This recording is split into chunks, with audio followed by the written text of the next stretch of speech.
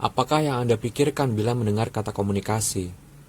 Jawaban atas pertanyaan ini amat beraneka ragam, mulai dari berdoa, bersenda gurau, berpidato, hingga penggunaan alat-alat elektronik maupun gadget canggih untuk berkomunikasi.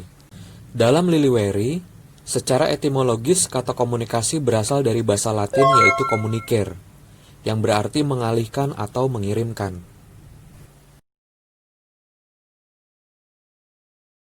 Mengutip apa yang pernah disampaikan oleh Laswell, komunikasi adalah who says what in which channel to whom with what effect, maka setidaknya memberikan gambaran bahwa di dalam komunikasi terdiri dari 5 komponen, yaitu komunikator atau siapa yang mengatakan atau yang menyampaikan pesan tersebut, kemudian pesan atau jenis-jenis pesan yang disampaikannya, kemudian media atau saluran atau channel atau alat yang digunakan dalam penyampaian pesan tersebut, kemudian komponen komunikan atau kepada siapa pesan itu diberikan, dan juga efek, yakni dampak atau efek apa yang diberikan oleh komunikan pasca menerima dan memahami pesan tersebut.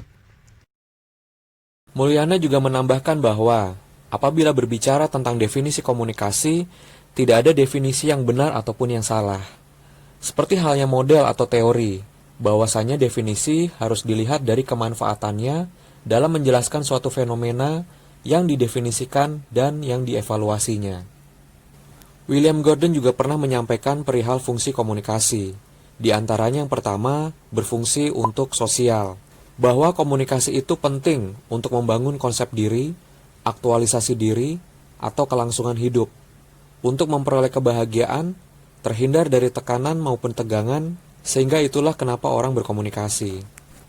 Untuk fungsi kedua, yaitu sebagai fungsi ekspresif, di mana komunikasi berfungsi dalam menyampaikan perasaan-perasaan emosi kita. Perasaan sayang, peduli, rindu, simpati, sedih, prihatin, bahkan juga marah maupun benci. Fungsi ketiga sebagai komunikasi ritual. Sebagai fungsi ritual, komunikasi tidak hanya berupa pesan verbal, namun juga non-verbal, di mana pelaksanaan upacara-upacara ibadah maupun yang terkait dengan kondisi tertentu seperti misalkan upacara kelahiran, pertunangan, pernikahan, kematian, dan lain sebagainya ingin menegaskan kembali perihal komitmen mereka terhadap tradisi agama, keluarga, suku, negara, ideologi, dan lain sebagainya.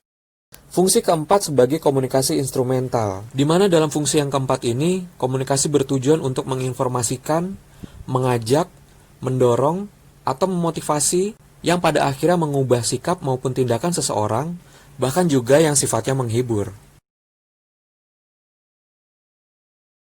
Secara umum komunikasi dibagi menjadi 5 konteks. Yang pertama adalah komunikasi intrapribadi, yaitu komunikasi yang terjadi di dalam diri seseorang. Yang kedua adalah komunikasi antar pribadi, yaitu sebuah kegiatan komunikasi yang dilakukan seseorang dengan orang lain.